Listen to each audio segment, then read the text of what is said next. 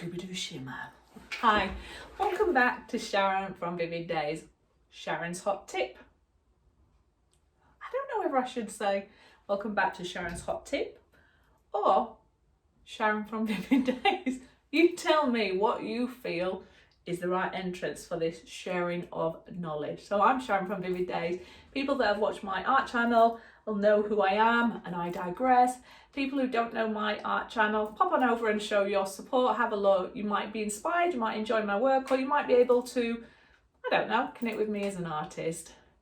I'm still dizzy from the chair spinning round. Ooh, I don't know if I want that dramatic entrance next time. Anyway, focus, Sharon.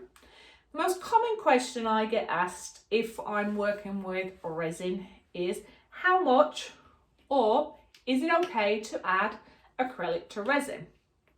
And the question, and it will vary. So the most important rule is, remember, resin hates water. Acrylic is water-based, therefore you've already got a challenge right there. Different brands have different consistencies in their ingredients and water, so they're all going to respond differently. I use acrylic in my resin with caution, and I've experimented with some that have caused a thermal event. And if you want to know what that means, check one of my very earlier videos. I added my acrylic to the resin. It waited too long. What am I trying to say?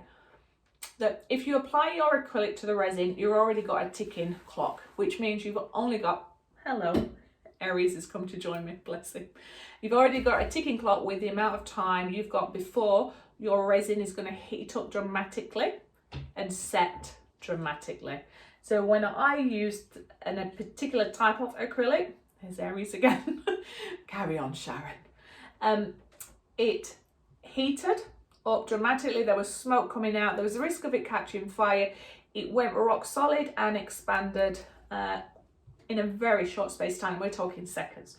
So my rule of thumb is have caution with acrylics and experiment with different brands. Now I use the Peebo acrylic brand, this one when I'm using my oceans.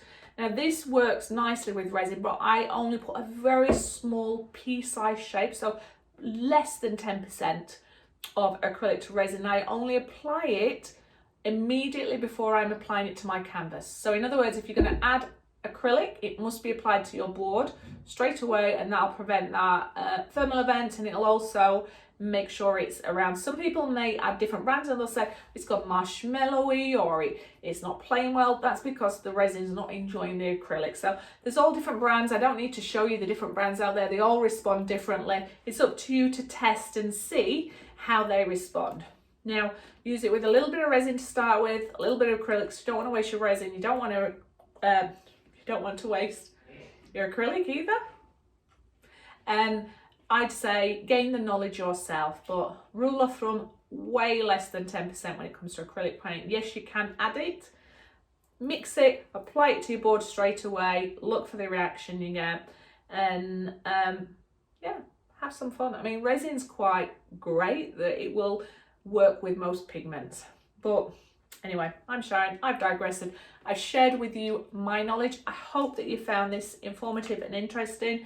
Remember, thumbs up, subscribe, share, comments are always welcome. If you've got a hot tip that you would like me to share with the art community, feed it back to myself and I'll make sure that I do my best out there. But have some fun with resin, explore, start little, because then if there's any mistakes, you're preventing it with little wastage, less time.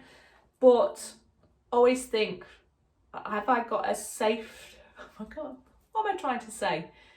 Should the worst happen, you have a thermal event and you need to get this product out of your environment, make sure that you do potentially have a fire blanket with you, a fire extinguisher, or an exit route for taking this product if it starts to, especially if it burns if it has that thermal event, it's going to have more gases and toxics or chemicals in the air that you're going to be breathing.